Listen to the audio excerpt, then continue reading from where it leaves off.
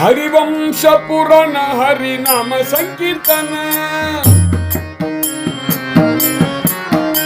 हरिवंश पुराण हरिनाम संकीर्तन हरिविण सौजन्य नेने काही हरिविण सौजन्य नेने काही हरिविण सौजन्य नेने काही दया नराला धले वैकुंठ जोडले दया नराला धले वैकुंठ जोडले सकलही घडले तीर्थाटन सकलही घडले तीर्थाटन सकलही घडले तीर्थाटन मनोमार्गे गेला तो येथे मुकला मनोमार्गे गेला तो येथे मुकला हरिपाठी स्थिरावला तोची धन्य हरिपाठी स्थिरावला तोची धन्य हरिपाठी स्थिरावला तोची ज्ञानदेवा गोडी हरिनामाची जोडी ज्ञानदेवा गोडी हरिनामाची जोडी रामकृष्ण आवडी सर्व काळ रामकृष्ण आवडी सर्व काळ हरिमुखे म्हणा हरिमुखे म्हणा पुण्याची गणना कोण करी हरिमुखे म्हणा हरिमुखे म्हणा पुण्याची गणना कोण करी पुण्याची गणना कोण करी हरिमुखे म्हणा हरिमुखे म्हणा पुण्याची गणना कोण करी पुण्याची गणना कोण करी जय जय विठोबा रघुमाई जय जय विठोबा रघुमाई जय जय विठोबा रघुमाई जय जय विठोबा रघुमाई जय जय विठोबा रघुमाई जय जय विठोबा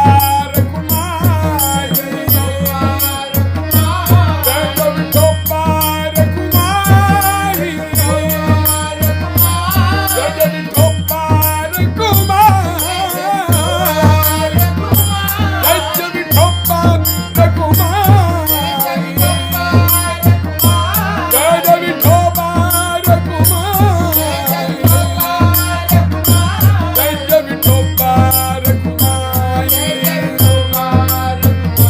जय जय विठोबा रघुमाई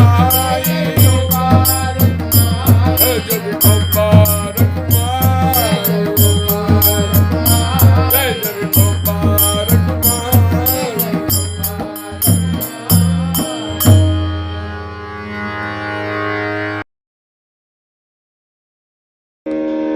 ராமகிருஷ்ண ஹரி ஹரிபாட்ல 18வது அபங்கம் ஹரிவம்ச புராண ஹரிநாம சங்கீர்த்தன ஹரிவம்ச புராண ஹரிநாம சங்கீர்த்தன ஹரிவீண சௌஜன்ய நேனே காஹி எவன் ஒருவன் ஹரிவம்ச புராண பட்டனம் பண்றானோ எவன் ஒருவன் ஹரிநாம கீர்த்தனம் பண்றானோ எவன் ஒருவன் ஹரியை தவிர வேற எதிலையும் ஆசக்தி வைக்கலையோ அவன் நிஜமாகவே ஒரு பெரிய லாபத்தை தனக்காக சம்பாதிச்சுருக்கான். தயா நரா லாதலே வைகுண்ட ஜோடலே சகலிஹி கடலே தீர்த்தாட்டன அவன் தனக்காக வைகுண்டத்தை ஒரு இடத்தை தேடியும் வச்சுண்டாச்சு. அவனுக்கு வேற எந்த தீர்த்தாட்டனம் பண்ண வேண்டிய அவசியமும் வராது. அவனுடைய எல்லா தீர்த்தாட்டனங்களும் இந்த ஹரியினிடத்துல பிரேமை வச்சத்தினாலேயே சாத்தியமாயிடுது. மனோமார்கே கேலா தோ ஏத்தே முகலா ஹரிபாட்டி ஸ்திராவலா தோச்சி தன்ய தன்னுடைய மனம் போக்கு பிரகாரம் எவன் போகிறானோ அவன் இங்கேயே தங்கிவிடுவான். எவன் ஹரிபாட்டில் தன்னுடைய விசுவாசத்தை வச்சு ஸ்ரத்தையை வச்சுட்டு இருக்கானோ ஹரிபாட்டில் எவன் ஸ்திரமாக நின்று இருக்கானோ உண்மையாகவே அவன் ரொம்ப தன்யமானவன். ஞானதேவா கோடி ஹரிநாமாச்சி ஜோடி ராமகிருஷ்ணி ஆவடி சர்வகால ஞானேஸ்வர் சொல்றார், ஹரிநாமத்தில் அப்பேற்பட்ட ஒரு மாதுரியத்தை நான் அனுபவிக்கிறேன். ஹரிநாமத்தோட உன்னோட ஒன்னா நான் சேர்ந்து விட்டேன். இனிமேல் எப்பவுமே அகண்டமா ஹரியோடையதான் நான் இருப்பேன். இதுக்கு எல்லாத்துக்கும் காரணம் ராமகிருஷ்ண நாமத்துல எனக்கு வந்த ஒரு பிடித்தமும், அந்த பிடித்தத்தினால சர்வகாலமும் ராமகிருஷ்ண நாமத்தை நான் ஜபம் பண்ணினதே இதுக்கு காரணம் அப்படின்னு சொல்லி இந்த அபங்கத்துக்கு இதுதான் சப்தார்த்தமாக இருக்கு. முதல் வரியில ஞானேஸ்வர் மகாராஜ் ஹரிவம்ச புராண ஹரி நாம சங்கீர்த்தன ஹரிவீண சௌஜன்ய நேனே காஹி தயா நரா லாதலே அப்படின்னு சொல்றார். அதை தொடர்ந்து அடுத்த வரியில லாதலே அப்படிங்கிறது தான் லாபலே, லாபம் கிடைச்சது. இந்த ஹரிபாட்டினுடைய இந்த கீர்த்தனத்தினுடைய விவரணத்தை இந்த லாபலே அப்படிங்கிற ஒரு சப்தத்திலேருந்து ஆரம்பிக்கிறார் துண்ட மகாராஜ். என்ன லாபம் கிடைச்சது ஞானதேவருக்கு? லாபம் கிடைச்சதுன்னு குறிக்கிறாரு. என்ன லாபம் கிடைச்சது அவருக்கு அப்படின்னா, வைகுண்டமே கிடைச்சு கொடுத்து அநேக தீர்த்த யாத்திரங்கள்லாம் பண்ணினத்துக்கு அப்புறம் என்ன ஒரு புண்ணியத்தை சம்பாதிச்சு போமோ அவ்வளவும் பரம அனாயாசமாக இந்த நாமசங்கீர்த்தனம் மூலமாகவே எனக்கு கிடைச்சு கொடுத்து அப்படிங்கிற லாபத்தை பத்தி கொண்டாடுறார் ஞானேஸ்வர் மகாராஜ். இந்த லாபம் ஏன் கிடைச்சது? ஹரிவம்ச புராண ஹரிநாம சங்கீர்த்தன ஹரிவீண சௌஜன்ய நேனே காஹி. ஹரிவம்ச புராணம் அப்படின்னு ஒரு புராணத்தை பத்தி இங்க பேசுறார். 18 புராணங்கள்ல ஹரிவம்ச புராணம் அப்படின்னு ஒரு புராணமே கிடையாது. மகாபாரதத்துல மாத்திரம் ஒரு பர்வா இருக்கு, ஹரிவம்ச பர்வான்னு.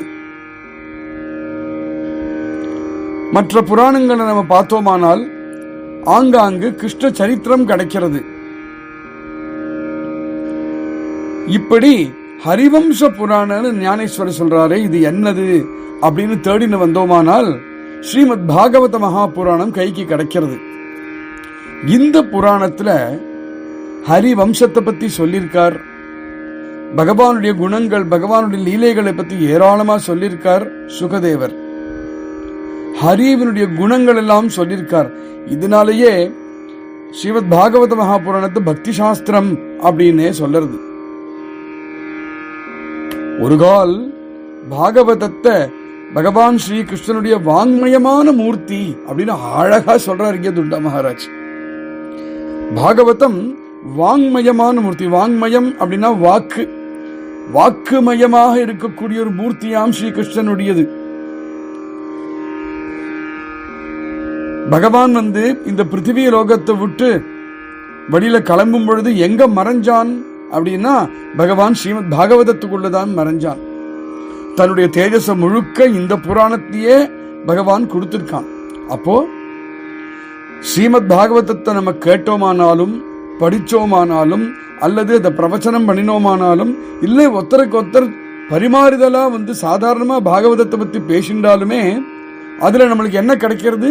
ஸ்ரீ கிருஷ்ணனுடைய தர்சனமே கிடைக்கிறது. அதே கிருஷ்ணன் தானே, ஸ்லோக ரூபமாக இருக்கக்கூடிய கிருஷ்ணன் தானே, அதிலேந்தே கிருஷ்ணன் கிடைக்கிறது. அப்படி கிருஷ்ணனுடைய தர்சனம் கிடைச்சதுன்னா நம்ம பாத்தகங்கள்லாம் பாப்பங்கள்லாம் ஓடோடி போயிடும் நம்ம கிட்டேந்து.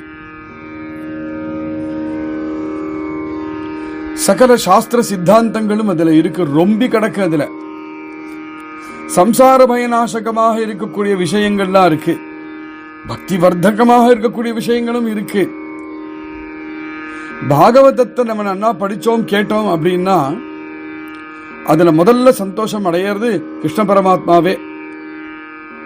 அதனால கிருஷ்ண பரமாத்மாவை சந்தோஷப்படுத்துறதுக்கு ஒரு சாதனை ஒண்ணு வேணும் அப்படின்னா பாகவத பாராயணம் அல்லது பிரவச்சனம் அல்லது சிரவணம்.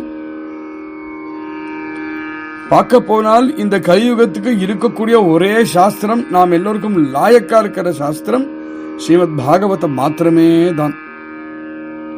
ஏன்னா மற்ற சாதனைகள், எந்த சாதனைகளும் கலியுகத்துல நம்மளுக்கு சித்த சுத்தியை தராது. ஹரிவம்ச அப்படின்னு பேர் சொல்லும் பொழுது, அதுல வம்ச அப்படின்னு சொல்லும் பொழுது வம்சாவளி அப்படின்னு எடுத்துக்க கூடாது. வம்ச அப்படின்னு சொல்றது இங்க விஸ்தார அப்படிங்கிற அர்த்தத்தை எடுத்துக்க சொல்றார். அப்ப ஹரிவம்ச அப்படின்னா ஹரிஸ்வரூப விஸ்தாரம் அப்படின்னு தான் அதை ஏத்துக்கணும். அது மாத்திரம் இல்லாமல் எந்தெந்த சாதனைகள்லாம் நம்மளுக்கு ஹரிஸ்வரூப பிராப்தியை கொடுக்குமோ அதுவும் அதுல சேர்த்துக்கணும். அப்போ பகவன் நாம கீர்த்தனம் பக்தி செய்யறது உள்பட ஹரிவம்ச விஸ்தார ஹரி விஸ்தாரத்துல வருது, ஹரிவம்சத்துல வருது. பாரதத்துல வரக்கூடிய ஹரிவம்ச பர்வா அது இருக்கலாம், அதையும் ஏத்துக்கலாம். ஆனா ஹரிவம்சம் அப்படின்னு இங்க சொல்றது ஹரிஸ்வரூப விஸ்தாரம் தான். கொஞ்சம் கூட சந்தேகம் இல்லாம நம்ம சொல்லலாம், ஹரிவம்ச புராணம் அப்படின்னா பாகவத புராணம் தான். அப்போ ஹரிவம்ச புராணத்தை எவன் கேட்கிறானோ மற்ற 18 புராணங்களையும் என்ன சாரமா இருக்கோ சகலதும் ஸ்ரீமத் பாகவதத்திலேயே நம்மளுக்கு கிடைக்கிறது. ஆனால் இந்த லாபத்தை பெறவர்கள் கொஞ்சம் பேர் தான், சில வைஷ்ணவர்கள் தான். அதில் அவர் சொல்றார், 100 வாஜபேயம் பண்ணினா என்ன பலனோ, 1000 அஸ்வமேத யஜ்ஞங்கள் பண்ணினா என்ன பலமோ அவ்வளவு பலனும் ஒரே ஒரு ஸ்ரீமத் பாகவத சிரவணம் பண்ணினாலே கிடைக்கும். அப்படிங்கிறது தான் ஸ்ரீமத் பாகவதத்துடைய மகாத்மியமே. ஸ்ரீமத் பாகவதம் நம்மளுடைய ஹிருதயத்துல பாவனாங்குரம் அதை ஏற்படுத்தி கொடுக்குது. பாவனாங்குரம் அப்படின்னா பாவனை முளை கட்டும். பாகவதத்தை கேட்டுதுன்னா ஒரு பீஜத்தை வச்சா முளை கட்டுறது இல்லவா, அதுபோல பாவனா அப்படிங்கிறது நம்ம ஹிருதயத்தை முளை கட்டுவாம். ஸ்ரீமத் பாகவதத்தை கேட்டோமானால் முளை கட்டினது மாத்திரம் இல்லாமல் ஒரு பெரிய விருட்சமாக வந்து பகவன் நிஷ்டையாக இருக்கக்கூடிய பலத்தையும் நம்மளுக்கு அது தரது. ஸ்ரீமத் பாகவத கிரந்தத்துல நிறைய தாத்விகமான விவேச்சனங்கள் இருக்கு, முக்கியமான இதிகாசங்களை பத்தி சொல்லிருக்கு, பக்த மகாத்மிய சரித்திரங்களை சொல்லிருக்கு, திவ்யமான அவதார கதைகளை சொல்லிருக்கு, அருமையான உபமானங்கள் எல்லாம் சொல்லிருக்கு. அதனால இது மாதிரி ஒரு புராணத்துக்கிட்ட நம்மளால ரொம்ப ஈஸியா பழக முடியாது. ஒன்னே ஒண்ணுதான் வேணும் இந்த பாகவத புராணத்து கூட பழகிறதுக்கு, என்னன்னா யோக்கியனான ஒரு அதிகாரி வக்தா வேணும். அவ சொல்றபடி சொன்னால் ஹிருதயத்துல ஸ்ரீமத் பாகவதம் அப்படி இறங்கும். ஒரு வக்தா எப்படி இருக்கணும் அப்படிங்கிறது இங்க கொஞ்சம் தெரிஞ்சுடுவோமே அப்படிங்கிறார் மகாராஜ்.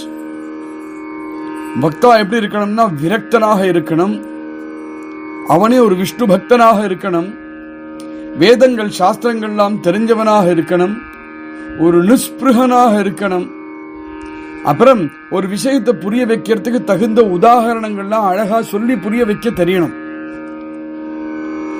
பிரம்மனிஷ்டனாகவே இருக்கணும், பலவிதமான தர்ம தத்துவங்கள்லாம் எது உண்டோ அதெல்லாம் தெரிஞ்சிருக்கிறவனாக இருக்கணும். பாக்கண்டியாக இருக்கவே கூடாது. எவனாவது பாக்கண்டியாக இருக்கக்கூடியவன் பகவத்கதையை சொல்றான் அப்படின்னா அங்கிருந்து எழுந்து போயிடுது, காதலியே போட்டுக்காதே அப்படிங்கிறார். ஏன் பகவத்கதையானாலும் சொல்றவன் சரியானவன் அல்ல, அவனிடத்தை அது கேட்க வேண்டாம். அது நம்ம ஹிருதயத்துல சரியான தேவையான பாவங்கள் அது தராது. அதனால அங்க இருக்க வேண்டாம், மனசு கலையதான் கலையும். ஸ்ரோதா எப்படி இருக்கணும், வக்தா எப்படி இருக்கணும். அப்ப ஸ்ரோதா எப்படி இருக்கணும்? ஸ்ரோதா எப்படி இருக்கணும்னா பகவத்கதையை சிரவணம் பண்ணினானால் அதுல தன்மயமாக ஆகிறவனாக இருக்கணும். பலவிதமான ஸ்ரோதாக்களை பத்தி பேசியிருக்கு. சாத்தக பக்ஷி போல இருக்கிற ஸ்ரோதா கிருஷ்ண கதா சிரவணம் மாத்திரமே பண்ணுவான், இதர கதைகளை கேட்க மாட்டான். ஹம்சபக்ஷி போல இருக்கக்கூடியவன் அவன் இருக்கிற கதையிலேருந்து எது சாரம் எது அசாரம் அப்படின்னு தள்ளி வச்சு சாரத்தை மாத்திரம் நிர்ணயம் பண்ணி ஏத்துக்கிறவன். இன்னொரு ஸ்ரோதா சுகன் போல, சுகம்னா கிளி, அவன் சில கேள்விகள்லாம் கேட்பான், ரொம்ப கேட்டுட மாட்டான், நறுக்கு தெரிச்சா மாதிரி சில கேள்விகள் கேட்பான், ரொம்ப மதுரமான கேள்விகள்லாம் கேட்பான். இதுக்கு இந்த ஸ்ரோதாக்கு சுகன் போல இருக்கக்கூடிய ஸ்ரோதா. அப்புறம் மீனம் போல இருக்கக்கூடிய ஸ்ரோதா, அவ நடுவில் பேசிலாம் ஒண்ணும் பண்ண மாட்டா, ரசாஸ்வாதனத்தோட சிரவணம் பண்ணுவா. இது சிரேஷ்டமா இருக்கக்கூடிய ஸ்ரோதாக்களுடைய லிஸ்ட். இது பிரவரம் அப்படின்னு இதுக்கு பெயர். அப்புறம் அவரம், அதாவது கனிஷ்டமாக இருக்கக்கூடிய சில ஸ்ரோதாக்களும் உண்டு. விருக்கம், இவா என்ன பண்ணுவானா, பல துக்கங்களை அனுபவிச்சிருப்பா. மற்றவர்களிடம் பேசும் பொழுது இந்த பேச்சினாலேயே அவளுக்கு தன்கிட்ட இருக்கக்கூடிய துக்கத்தை அவளுக்கு கொஞ்சம் பரிமாறி கொடுத்துடுவா. இவா கிட்ட போய் நிற்கவே கூடாது. பூருண்ட அப்படின்னு ஒரு ஸ்ரோதா. இந்த ஸ்ரோதா எப்படின்னா, ஒரு வக்தா இப்படி இருப்பான். இவன் எப்படின்னா, ஒண்ணுமே தெரிஞ்சுட்டு இருக்க மாட்டான். தான் எந்த நியமத்தையும் கடைபிடிக்காதவன். ஆனா வாழ்க்கைய நிறைய நியமங்கள் பத்தி எல்லாம் பேசுவான். அப்புறம் விருஷ அப்படின்னு ஒரு சோதா, எல்லாத்தையும் கேட்பான், கரைச்சதெல்லாம் கேட்பான். இது இது வேணுமே இது வேண்டாமே அப்படின்னு அவனுக்கு தீர்மானம் பண்ண தெரியாது. அப்புறம் கடைசியில் உஷ்ட்ர அப்படிங்கிற கேட்டகரியில் இருக்கக்கூடிய ஸ்ரோதா என்னன்னா, ஹரிகதையை தவிர மற்ற சம்சார கதை எல்லாம் கேட்பான். இப்படி ஸ்ரோதாக்கள்ல இவ்வளவு விதங்கள் இருக்கா. எல்லாத்துடையும் வசதியான ஸ்ரோதா யாரு அப்படின்னா, பகவத்கதையை கிருஷ்ண கதையை கேட்டதுக்கு அப்புறம் அவன் அதை மனனம் பண்ணணும். அதை மனனம் பண்ணினானாதான் அவன் சிரேஷ்டமான ஒரு ஸ்ரோதாவாக சொல்லப்படுவான். இவனுக்கு கிடைக்கக்கூடிய பலப்பிராப்தியும் வேறையாதான் இருக்கும். ஒரு வக்தா எப்படி இருக்கணும் அப்படின்னா, குரு வச்சனத்துல அவனுக்கு விசுவாசம் இருக்கணும். ஸ்ரோதாவுக்கு இன்னும் பல லட்சணங்கள் சொல்றார். குரு வச்சனத்துல அவனுக்கு விசுவாசம் இருக்கணும். அவனிடத்துல வினம்பிரதை இருக்கணும். காமத்தையும் குரோதத்தையும் ஜெயிச்சவனாக இருக்கணும். பகவத்கதையில ஏகாகிரமான சித்தம் உடையவனாக இருக்கணும்.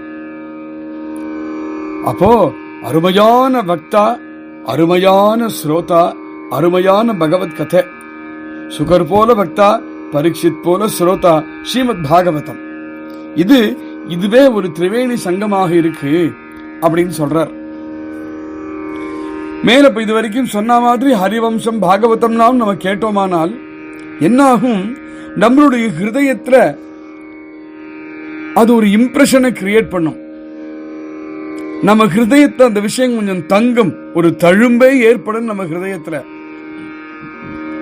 எப்போ ஹிருதயத்துல அந்த தழும்பு ஏற்பட்டதோ அது நம்மளுடைய சுவாவமாக மாறும்.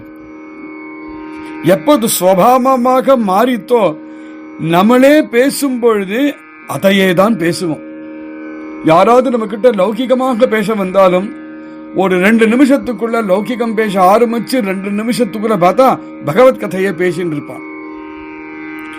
எவனுக்கு இப்பேற்பட்ட ஹிருதயத்தை தழும்பு உண்டாகி அது ஸ்வபாவமாகவும் மாறி அவனே பேசினாலும் பகவத் விஷயமே பேசுறான் அப்படின்னு எவன் அப்படி ஆகிறானோ, எப்போ அப்படி ஆகிறதோ அதுக்குதான் சங்கீர்த்தனம் அப்படின்னு பேரு.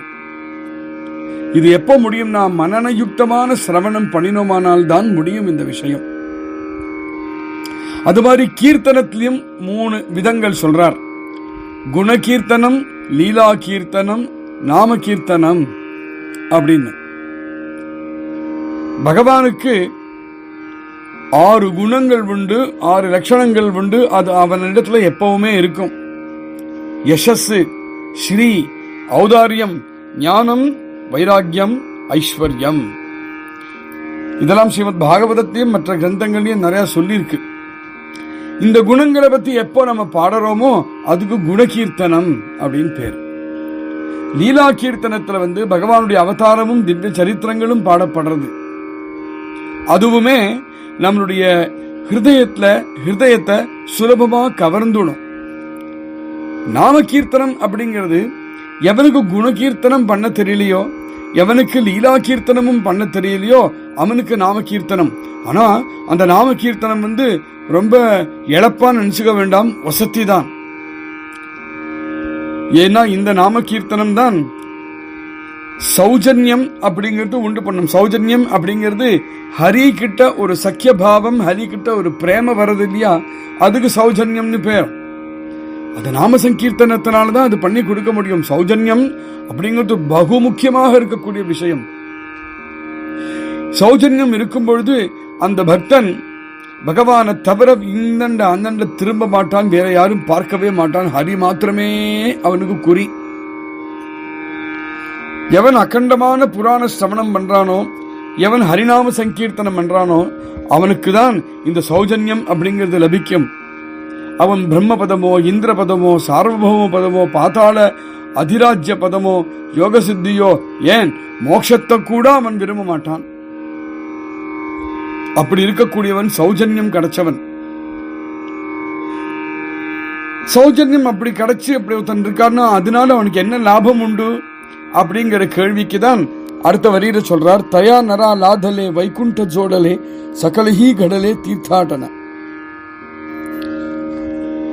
இப்படி சௌஜன்யம் கிடைச்சவனுக்கு என்ன லாபம் கிடைச்சதுன்னு கேட்கிறையே, அந்த கேள்வியே தப்பு. நீ கேட்க வேண்டியது என்ன தெரியுமா? இவனுக்கு எந்த லாபம் கிடைக்காதுன்னு சொல்லு அப்படின்னு தான் கேட்கணும். அதுதான் சரியான கேள்வியாம். அல்லது அவனுக்கு எந்த லாபம் கிடைக்கலைன்னு சொல்லு, அதனால வேற சாதனா பண்ண வேண்டிய தேவைப்பட்டது அப்படின்னா இன்னொரு லாபம் ஏதோ கிடைக்கலையோ இதுல அப்படிங்கிற கேள்விதான் கேட்கணுமே தவிர இதனால என்ன கிடைச்சிடும் அப்படின்னு கேட்க கூடாது. ஞானேஸ்வர் தன்னையே உதாரணமாக காமிக்கிறார். லாபம் தானே நான் சொல்றேன். அவனுக்கு வைகுண்டம் கிடைக்கும். லாதலே வைகுண்ட ஜோடலே, அவனுக்கு வைகுண்டமே கிடைச்சிடும். இந்த நாம சங்கீர்த்தனம் பண்ணக்கூடியவன் தீர்த்தாட்டனம் அப்படின்னு தனியா பண்ண வேண்டிய அவசியமே கிடையாது. எங்க இருக்கானோ அங்கேயே அவனுக்கு தீர்த்தாட்டனம் ஆயிடும். வேற எங்கேயும் போக வேண்டிய அவசியமே இல்லாம இருக்கிற இடத்துல அவனை தேடி எல்லா தீர்த்தங்களும் வருது. ஏன்னா தீர்த்தங்கள் எதை சொல்றோமோ எல்லா தீர்த்தங்களுமே பகவத் ஸ்வரூபத்திலேருந்து வந்தது தானே. அப்போ நாம சங்கீர்த்தனம் பண்ணும்போது பகவத் ஸ்வரூபத்தை எப்போ கையில பிடிச்சு வச்சுட்டு இருக்கோமோ எல்லா தீர்த்தங்களும் நம்மளிடத்திலேயே இருக்கு.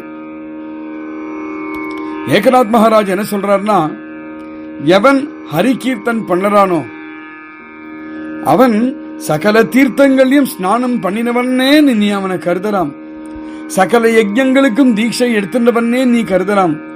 சகல தானங்களுக்கும் என்ன பலன் உண்டோ அந்த பலன் அவனுக்கு கிடைச்சதுனே நீ புரிஞ்சுக்கோ. ஒரு கால் பகவத் கதையை கேட்கிறோமே, அந்த பகவத் கதையே சிரேஷ்டமான தீர்த்தம் தான். அப்போ எப்போ ஸ்ரீமத் பாகவதம் போல இருக்கிற கதையை நம்ம கேட்கிறோமோ, முங்கி முங்கி ஒரு தீர்த்தத்துல போய் நம்ம ஸ்நானம் பண்ணினா எப்படியோ அப்பேற்பட்ட ஸ்நானம் காதால பகவத் குணத்தை கேட்கறதோ காதால பாகவதத்தை கேட்கறதோ அதிலிருந்தே கிடைச்சிடும். அப்படி இருக்கும் பொழுது வேற தீர்த்த ஸ்நானம் என்ன தேவை? அவசியமே இல்லையே அப்படின்னு சொல்லி கொடுக்கிறார் இங்க ஞானேஸ்வர மகாராஜ். இந்த பாடங்கள் எல்லாத்தையும் தெரியாமல் சில பேர் என்ன பண்றா, மனசுடைய போக்குக்கே போறா. மனோமார்கே கேலாத்தோ ஏத்தே முக்கலா. உன்னோட மனசுடைய போக்கு நீ போனையானால் நீ இங்கேயே இப்படியே தான் கடப்பாய்ப்பா. காரணம் என்னன்னா, மனசுடைய தர்மம் என்ன? சஞ்சலமா இருக்கிறது மனசுடைய தர்மம். மனசை அடக்கிறது அப்படிங்கிறது சாத்தியமே இல்லை. காத்த கூட அடக்கி விடலாம், ஆனா மனசை அடக்க முடியாது. ஒரு கால் சாகரத்தையே முழுக்க குடிச்சுடலாம், மேரு பர்வத்தத்தை அப்படியே பிடுங்கி எடுத்துடலாம், அக்னியை கூட பக்ஷணம் பண்ணிவிடலாம். ஆனா சித்த நிகிரகம் ரொம்ப முடியாத விஷயம். எவ்வளவோ பெரிய பெரிய தேவர்களும் முனிவர்களும் கூட இந்த டெஸ்ட பாஸ் பண்ணல. அப்படி இருக்கும்போது என்னை ஒன்னி மாதிரி இருக்கக்கூடிய சாதாரண ஜீவங்களை பத்தி கேட்பானே. நாம் எல்லோருமே மனோமார்க்கத்தை தான் இருக்கோம். ஆனா இந்த மனோமார்க்கம் தான் ஜன்ம மரணாத்மகமான திரிவித துக்காத்மகமான சம்சார தாபத்துக்கே இதுதானே காரணம். ஆனா அதை நம்ம ரியலைஸ் பண்ணறதுல அதுல வாழ்ந்துட்டே இருக்கும். ஏன் அப்படி இருக்குன்னா, அனாதி காலமா விஷய சங்கல்பத்தோடயே இருந்தாச்சு இந்த மனசு. இது இன்னைக்கு நேத்துக்கு இல்ல. விஷய சங்கல்பத்திலே வாழ்ந்து இருக்கக்கூடிய மனசு அனாதி காலமா இருக்கிறதால அந்த வாசனையினாலேயே மனசு மறுபடியும் அதே நாடுறது. அது துக்கங்கள் இருக்கு, சமமங்கள் இருக்கு தெரிஞ்சும் அனுபவிச்சும் மறுபடியும் அதிலேயே நாடுறது. அதனால்தான் ஸ்ரீ கிருஷ்ணன் பகவத்கீதையில சொல்றான், விஷய சிந்தனம் எங்க இருக்கோ அங்க அதனிடத்துல பிரீத்தி அதிகமாக வளரும். விஷய சிந்தனத்துல பிரீத்தி எப்போ அதிகமாக வளர்றதோ அதுல காமம் உண்டாகும். எப்போ காமம் உண்டாகிறதோ பின்னாடியே அதை தொடர்ந்து குரோதம் வரும். குரோதத்தை தொடர்ந்து சம்மோகம், அதை தொடர்ந்து ஸ்மிருதி பிரம்சம், அதை தொடர்ந்து புத்திநாசம், அப்புறம் மரணம். ஸ்ரீமத் பகவத்கீதத்துடைய 2வது அத்தியாயத்தில் இந்த விஷயத்தை சொல்றார். அதனாலதான் ஞானேஸ்வர் மகாராஜ் சொல்றார், மனோ மார்க்கே கேலா தோ ஏத்தே முகலா. இந்த மனோ மார்க்கத்தை போனையானால் விஷய சிந்தனம் தான் மரணம் பர்யந்தம் இங்கேயே வழுண்டு கடக்க வேண்டியது ஏத்தே முகலா, இங்கேயே நீ கடப்ப. மனசு ரொம்ப சஞ்சலமானது. ஒரு விபச்சாரிணி ஸ்திரீ கிட்ட ஒருவன் போறான், வேஷி கிட்ட ஒருவன் போறான். முதல் தடவை போறான். முதல் தடவை இவன் நம்ம கிட்ட வந்தான்னு அவளு நோட் பண்றான். அதுக்கப்புறமுமே அவனை மைக்கி மைக்கி மைக்கி மைக்கி தன்னிடமே நிறைய வர வைக்கிறான். அவனுக்கு ஏற்கனவே விவாகமாகி ஒரு பத்னி கூட இருக்கா. ஆனா இந்த விபிச்சாரிணி அவனிடத்தையே அவனை பிடிச்சு இழுக்கிறா இல்லையா? அது மாதிரிதான் ஒரு யோகியோட மனசு அவரை விஷய சுகங்களுக்கு இழுத்துண்டே போயிடும் அப்படின்னு உதாரணம் சொல்றார். அப்ப இந்த மனசை எப்படி அடக்கிறது? நிறைய சாஸ்திரக்காரெல்லாம் இதுக்கு நிறைய விடை கொடுத்திருக்கா. ஆனா எதுவுமே செல்லுபடி ஆக மாட்டேங்கிறது. அப்படி இருந்திருக்கிற சமயத்துல தைரியமா கம்பீரமா ஞானேஸ்வர் மகாராஜ் மாத்திரம் சொல்றார், ஹரிபாட்டி ஸ்திராவலா தோச்சி தன்யம். ஹரிபாட்டில ஸ்திரமா நிற்கிறானே அவன் தான் தன்யமானவன் அப்படின்னு தைரியமா சொல்றார் இங்க ஞானேஸ்வர். தன்யன்னா என்ன? எவனிடத்துல வைகுண்ட பத்தி வசியமாக இருக்கானோ, எவனிடத்துல சர்வ தீர்த்தாட்டல ஸ்ரேயஸ் சேரறதோ, எவனிடத்துல மனோஜன்யமாக சகல தோஷமும் நிவர்த்தி ஆயிடுத்தோ, எவனுக்கு 4 விதமான புக்தியும் தாசியா காத்துன்னு இருக்கோ அவன தன்யம் அப்படின்னு சொல்றார். அப்படின்னா இவ்வளவும் ஹரிநாம சங்கீர்த்தனம் பண்ணினதுனாலேயே கிடைச்சுடும். அதுக்காக தான் அந்த சொல்றார், ஞானதேவா கோடி ஹரிநாமாச்சி ஜோடி. நானே தன்யமானேன், எனக்கே இதெல்லாம் கிடைச்சது. கிடைச்சத பார்த்தோம்னா ரொம்ப மதுரமாக இருக்கு. ஞானதேவா கோடி எது மதுரமா இருக்கு? ஹரிநாமாச்சி ஜோடி. ஹரிநாமத்தோட சேர்ந்தது எனக்கு அவ்வளவு தித்திப்ப கொடுக்கிறது, அவ்வளவு மாதுரியத்தை எனக்கு கொடுக்கிறது. ஒரு பக்தன் எப்படி இருக்கணும்ங்கிற என்னெல்லாம் லட்சணங்கள் கிருஷ்ண பகவான் அர்ஜுனன் இடத்த சொன்னாரோ சகலதும் நம்மளுக்கு ஞானேஸ்வர் மகாராஜ் கிட்ட பார்க்க முடியும். தீவிரமான பிரேமை இருந்தது அவருக்கு சகுன ஸ்வரூபத்திலையும் நாமஸ்மரணத்திலையும். இது நிறைய பக்தர்கள் கிட்ட நம்ம இதை பார்க்கலாம். இந்த பூர்ணத்துவம் அவரிடத்தை நமக்கு பார்க்க முடியும். எப்போ பூர்ணத்துவம் நம்ம இடத்துல வரதோ அப்பதான் சர்வகால பஜன் அப்படிங்கறது நம்மளால பண்ண முடியும். ஞானேஸ்வர் மகாராஜ் சொல்றார், நான் அப்படிதான் ஹரிபஜனம் பண்றேன், நான் அப்படிதான் ராமகிருஷ்ண நாமத்தை ஜபம் பண்ணிட்டே இருக்கேன், நான் அப்படிதான் கீர்த்தனம் பண்ணிட்டே இருக்கேன். அதனால அலாதியான ஒரு ஸ்வீட்னஸ், அலாதியான ஒரு மாதுரியம் ஹிருதயத்துல ஊறது. அதை நான் உங்ககிட்ட இதை நான் சொல்லிக்கிறேன். அதனால தயவு செய்து ஹரிபாட்டுக்கு வாங்கோ. ஹரிபாட்டுல இந்த அபங்கத்துக்குன்னு அர்த்தம் இல்லை, அது மாத்திரம் அர்த்தம் இல்லை. ஹரிபாட் நீங்க சொல்லும் பொழுது ஹரிநாம ஜப்பம், ஹரிநாம சிந்தனமே, ஹரி கதா சிரவணமே. இதுக்கு நீங்க வாங்கோ. இதுக்கு நீங்க வந்தேடானால் இதுல இருக்கக்கூடிய மாதுரியத்தை நீங்களும் ரசிக்கலாம். நான் மாத்திரம் ரசிப்பானே, நீங்களும் எங்கூட சேர்ந்து ரசியுங்கள் அப்படின்னு சொல்லி இந்த அபங்கத்தை பூர்த்தி பண்றார். ராமகிருஷ்ண ஹரி.